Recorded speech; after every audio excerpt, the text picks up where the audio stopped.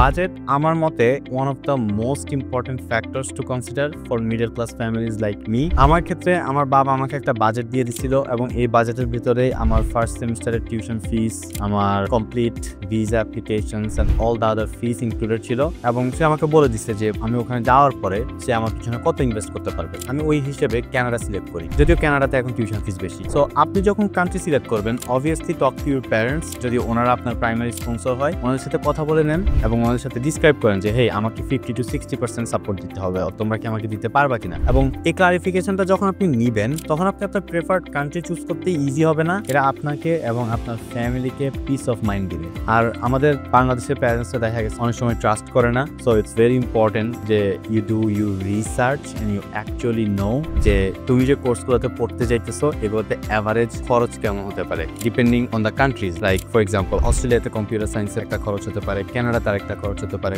European কান্ট্রিগুলোতে, East European কান্ট্রিগুলোতে একরকম হতে পারে, নর্ডিক কান্ট্রিগুলোতে একরকম হতে পারে। So list the tuition fees for all of those countries for your preferred course. আপনার প্যারেন্টসের সাথে কথা বলেন, ওদের কাছ থেকে নাম্বারটা নেন যে ওরা আপনাকে কতটুকু পর্যন্ত সাপোর্ট করতে পারবে এবং বিশ্বাস করেন এটা আপনার জার্নিকে অনেক স্মুথ করবে এবং অনেক স্ট্রেস থেকে বাঁচাবে। Trust me.